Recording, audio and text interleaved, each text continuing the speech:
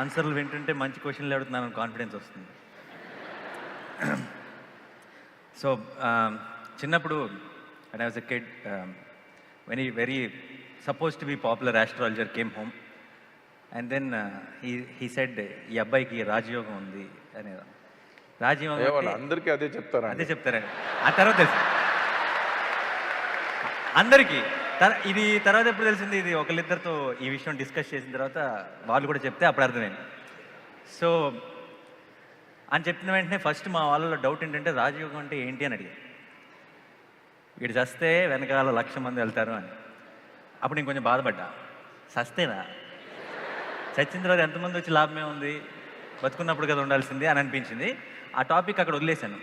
But then as I grow, when I was watching this generally in the industry, outside, everywhere, నిజంగానే చస్తే మంచోడైపోతాడు ప్రతివాడు. ఎందుకు అయిపోతాడో నాకు తెలియదు.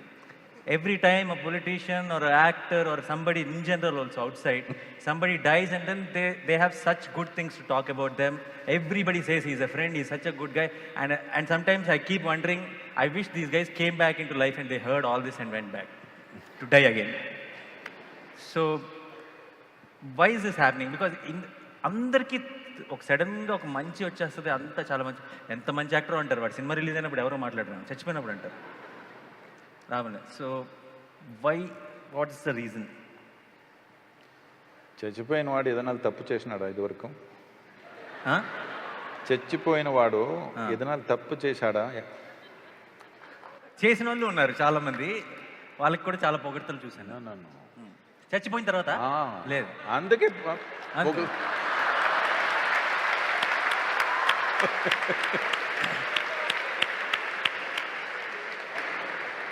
లేదంటే ఏమైనా తిరిగి వస్తాడని భయం. Telugu they did not understand. చాలా బాగా మాట్లాడారు కదా ఒకసారి ఆయన తెలుగుకి.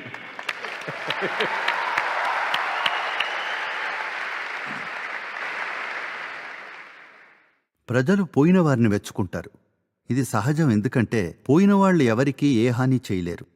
పోయిన వాళ్ళు ఎటువంటి తప్పు పని చేయలేరు. కాకపోతే మీరు చేయాల్సింది చెయ్యకపోతే వాసన వస్తారు అంతే, అదొక్కటే. వాళ్ళు కోరుకునేదల్లా మీరు తొందరగా దహనం చేయాలని. అది చేయకపోతే మీ జీవితం ఘోరం అంతే. అది తప్పితే వాళ్ళు ఏమీ తప్పు చేయరు. అందుకే సహజంగా పోయిన వాళ్ళని పొగుడతారు. అసలు విషయానికొస్తే ఇది నాగరికతకు సంబంధించిన అంశం, మానవ అంశం. ఒకళ్ళు బతికున్నప్పుడు వాళ్లతో కలిసి పోటీ పడుతూ ఉండొచ్చు, పోట్లాడుకోవచ్చు, వెనక్కి నెడుతూ ఉండొచ్చు, ఒకరి తప్పులు ఒకళ్ళు వెతకచ్చు. కానీ చనిపోయిన తర్వాత, వాళ్ళు పోయిన తర్వాత భేదభావాలన్నీ పక్కన పెట్టేస్తాం. నమస్కరించి వారిలో ఉన్న మంచి గురించి చెప్తాం. అలా చేయడంలో తప్పేమీ లేదు. అది మంచిదే. ప్రపంచంలో ఎక్కడైనా సరే, ఎటువంటి సంస్కృతిలోనైనా ఎవరైనా పోయినప్పుడు శవాన్ని కూడా అగౌరవపరిచే మొరటుతనం చాలా కొద్ది మందిలోనే ఉంటుంది. వాళ్ళు శవాన్ని తన్ని ఘోరమైన పనులు చేస్తారు. సామాన్యంగా ఈ భూమి మీద చాలా వరకు ఒకవేళ వాళ్లే యుద్ధంలో చంపేసినప్పటికీ ఒకసారి చనిపోయిన తర్వాత నమస్కారం చేస్తారు. ఎందుకంటే మీరు నమస్కరించేది జీవితం అశాశ్వతం అన్న సత్యానికి. మనకి తెలుసు వాళ్ళు పోయి ఉండొచ్చు, మనం జీవించి ఉండొచ్చు, కానీ కాలగర్భంలో మనం కూడా పోవలసిన వాళ్ళమే. ఇదే కాకుండా చనిపోయిన వారిని గౌరవంగా చూడడం అన్నది అతిశయం కాదు. ప్రతి మనిషిలోనూ మంచి చెడు ఉంటాయి. ఇప్పుడు ఇద్దరు పోటీ పడుతున్నారనుకోండి. ఉన్నప్పుడు అంతా తప్పులే వెతుకుతాం, వారిని తక్కువ చేసి గెలవడం కోసం. కానీ ఒకరు చనిపోయినప్పుడు ఇప్పుడు వారు చేసిన మంచి గురించి మాట్లాడతారు. ఎందుకంటే అవి కూడా ఉన్నాయి. అప్పటి వరకు వాటి గురించి మాట్లాడలేదు. అప్పుడు కూడా మంచి చెప్పకుండా వారి తప్పులే వెతుకుతున్నారంటే అది ఎంతో మొరటుతనం. కనీసం ఎవరైనా చనిపోయినప్పుడు వారి గురించి మాట్లాడడానికి మంచి ఏమీ లేనప్పుడు మౌనంగా ఉండండి. లేదా అన్ని సంవత్సరాలుగా వారిలో ఉన్న మంచి ఏదైతే మీరు బయటికి చెప్పలేదో కనీసం అప్పుడైనా చెప్పాలి. అది నిజమే, మనం అదే కోరుకుంటాం, అది వేరే విషయం. కానీ జీవితం అలా సాగదు. జీవితంలో మీకు కావాల్సిన ప్రతిదీ మరొకరికి కావాలి. ఎన్నో విషయాలు, ఎన్నో అంశాలు ఉన్నాయి ఇందులో. అందరూ అంత పరిణితితో జీవించడం లేదు. నాకు కావాల్సిందేదో మరొకరు తీసుకున్నా సరే నేను సంతోషంగా ఇక్కడ ఉంటాను అన్న విధంగా అందరూ లేరు. ఘర్షణ ఏర్పడడం వల్ల తప్పులు వెతుకుతారు. కానీ ఒకసారి ఆ మనిషి చనిపోతే ఇక అప్పుడు తప్పులు వెతికే సమయం కాదు. అప్పుడన్నా మీరు వారు చేసిన మంచిని చెప్పాలి. కొంతమంది మూర్ఖులు అన్నిటినీ ఎక్కువ చేసి చెప్తారు, అది వేరే విషయం.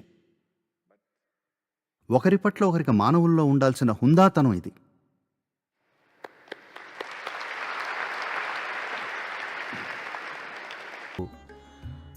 ఉత్తరానికి తలపెట్టి పడుకుంటే రాత్రిపూట మీరు సమాంత స్థితిలో ఉన్నప్పుడు నెమ్మదిగా మీ రక్తమంతా మీ మెదడు వైపు జారుతుంది.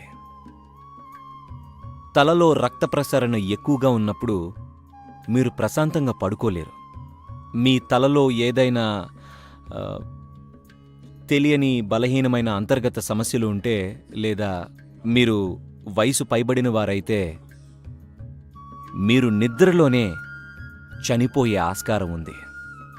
తలలో హ్యామరేజ్ జరగచ్చు, ఎందుకంటే ఎక్కువ రక్తం తలలోకి ప్రవహిస్తుంది కాబట్టి. మీ రక్తనాళాలు వెంట్రుక మందంలో ఉంటే అధిక రక్తం పారినప్పుడు అది నెట్టినట్టవుతుంది. కారణం అయస్కాంత శక్తి. మీరు నిట్ట నిలువుగా ఉన్నప్పుడు అలా జరగదు. మీరు సమాంతర స్థితిలో పడుకున్నప్పుడు ఆ అయస్కాంత శక్తి ఆకర్షిస్తుంది. అది చాలా బలంగా రక్తాన్ని మెదడు వైపుకి పంపిణీ చేస్తుంది. దీన్ని నివారించేందుకు ఇది కేవలం ఉత్తరగోళంలోనే జరుగుతుంది. మీరు ఆస్ట్రేలియా వెళ్తే మీరు తలని దక్షిణం వైపు పెట్టుకోకూడదు. మీరు ఇండియాలో ఉంటే తల ఉత్తరం వైపు పెట్టుకోకూడదు.